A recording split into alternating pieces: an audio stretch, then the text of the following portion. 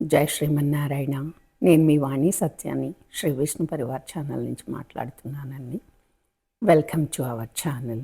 జై శ్రీమన్నారాయణ చిట్టి గారు. జై శ్రీమన్నారాయణ గురువు గారు. అమ్మ, ఈరోజు మనం శ్రీ విష్ణు సహస్రనామ స్తోత్రంలోని 89వ శ్లోకం నుండి 4 శ్లోకాలు నేర్చుకుందాం. 89.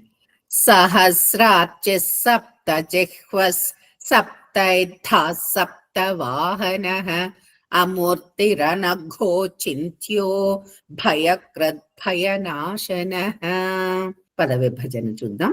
సహస్రార్చిస్ సా కింద రకారం ఉంది, రా కింద చా ఉంది, రెండు కూడా సంయుక్తాక్షరాలు. సప్త ప కింద తా ఉంది, జిహ్వస్ హా కింద వకారం. సప్తై పా కింద తకారం ఉంది, అది సంయుక్తాక్షరం. సప్తై ధాస్ ధా మహాప్రాణం. సప్త వాహన అమూర్తి రా కింద త రనఘో ఘా మహాప్రాణం. చింత్యో నా కింద త యకారం కూడా ఉంది. భయక్రద్ భ మహాప్రాణం. భయనాశన మళ్ళీ భ మహాప్రాణం. ఆఫ్లైన్ చూద్దాం. సహస్రార్చి సప్త జిహ్వస్ సహస్రార్చి సప్త జిహ్వస్ సహస్రార్చి సప్త జిహ్వస్ సప్తైద్ధా సప్త వాహనః సప్తైధా సప్త వాహనః సప్తైధా సప్త వాహనః అమూర్తిరనఘో చింత్యో అమూర్తిరనఘో చింత్యో అమూర్తిరనఘో చింత్యో భయక్రద్ భయనాశనః భయకృద్భయనాశనః భయకృద్భయనాశనః. Line wise. సహస్రార్చి సప్త జిహ్వస్ సప్తైద్ధా సప్త వాహనః సహస్రార్చి సప్త జిహ్వస్ సప్తైధా సప్త వాహనః అమూర్తిరనఘో చింత్యో భయక్రద్ భయనాశనః అమూర్తిరనఘో చింత్యో భయకృద్భయనాశనః. పూర్తి శ్లోకం. సహస్రార్చి సప్త జిహ్వస్ సప్తైద్ధా సప్త వాహనః అమూర్తిరనఘో చింత్యో భయక్రద్ భయనాశనః. 90వ శ్లోకం. అణుర్బృహత్కృశస్థూలో గుణభృన్నిర్గుణో మహాన్ అధృత స్వధృత స్వాస్య ప్రాగ్వంశో వంశవర్ధనః. పద విభజన చూద్దాం. అణుర్ బృహత్ కృషస్ స్థూలో సా కింద థ మహాప్రాణం ఉంది, సంయుక్తాక్షరం. గుణభృన్ భ మహాప్రాణం. నిర్గుణో రా కింద గా ఉంది, మహాన్. అధృతస్ ధ మహాప్రాణం. స్వధృతస్ సా కింద వకారం, అగైన్ ధ మహాప్రాణం. స్వాస్య ఫస్ట్ సా కింద వకారం, తర్వాత సా కింద యకారం, రెండు సంయుక్తాక్షరాలు. ప్రాగ్వంశో ప్రా ప కింద రకారం, గా కింద వకారం ఉంది. ప్రాగ్వంశో వంశ వర్ధనః రా కింద ధ మహాప్రాణం. ఆఫ్లైన్ చూద్దాం. అణుర్బృహత్ కృశస్థూలో అణుర్బృహత్ కృశస్థూలో అణుర్బృహత్ కృశస్థూలో గుణభృన్నిర్గుణో మహాన్ గుణభృన్నిర్గుణో మహాన్ గుణభృన్నిర్గుణో మహాన్.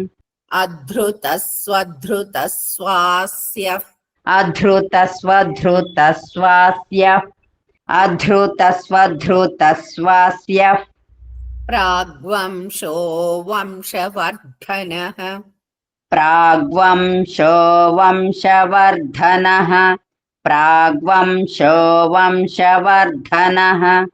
Line wise. అణుర్బృహత్ కృశస్థూలో గుణభృన్నిర్గుణో మహాన్ అణుర్బృహత్ కృశస్థూలో గుణభృన్నిర్గుణో మహాన్ అధృత స్వధృత స్వాస్య ప్రాగ్వంశో వంశవర్ధనః అధృతస్వధృతస్వాస్య ప్రాగ్వంశో వంశవర్ధనః.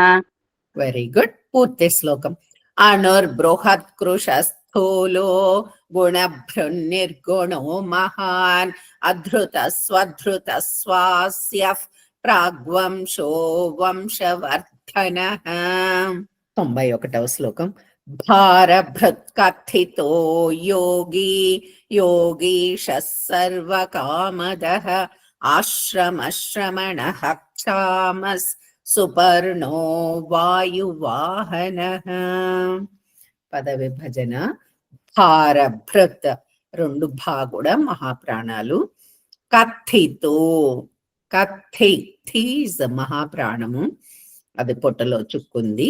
యోగి యోగీశస్ సర్వ రా కింద వకారం కామదః.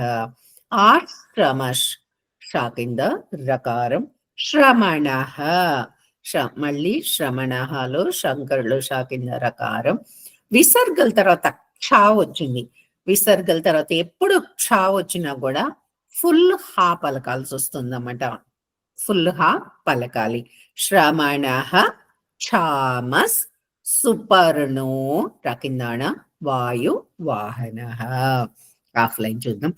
భారభృత్కథితో యోగి భారభృత్కథితో యోగి యోగీశ సర్వకామదః యోగీశः సర్వకామదః యోగీశः సర్వకామదః. ఆశ్రమశ్రమణః క్షామస్ ఆశ్రమశ్రమణః క్షామస్ ఆశ్రమశ్రమణః క్షామస్. సుపర్ణో వాయువాహనః సుపర్ణో వాయువాహనః సుపర్ణో వాయువాహనః. Line wise.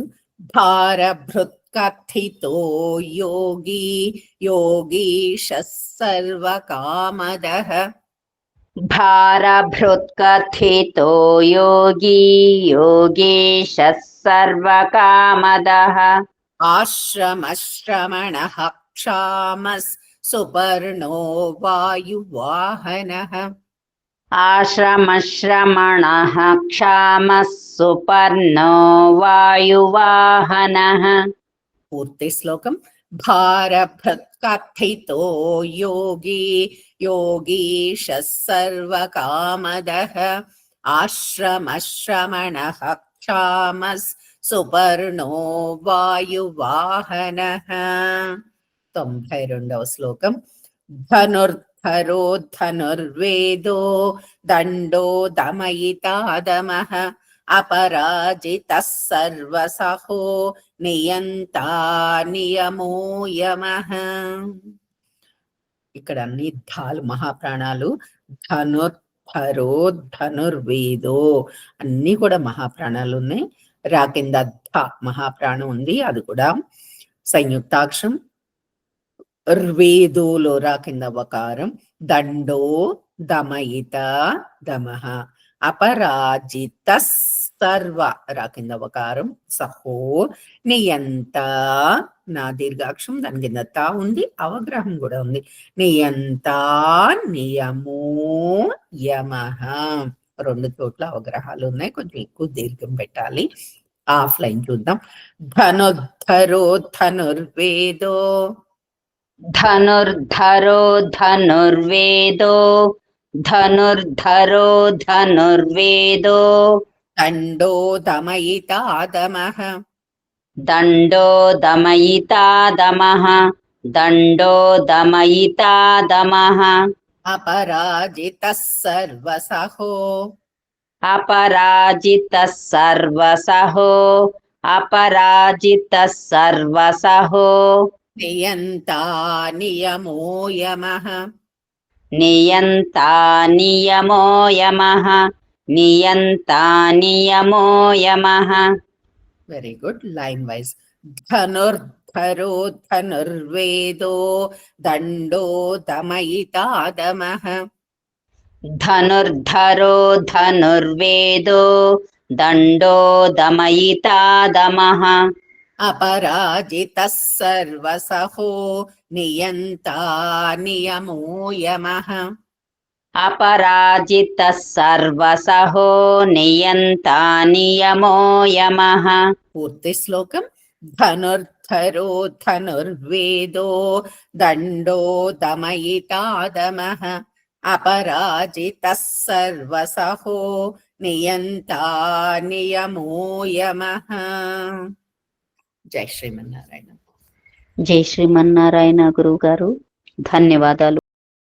ఈ వీడియో కనుక మీకు నచ్చినట్లయితే కనుక లైక్ చేయండి, షేర్ చేయండి, అలాగే సబ్స్క్రైబ్ చేసుకోండి. మీ లైక్స్ మాకు చాలా ఇంపార్టెంట్ అండి. మీరు అందరూ కూడా లైక్ చేస్తున్నారు. ధన్యవాదాలు. ఉంటాను మరి.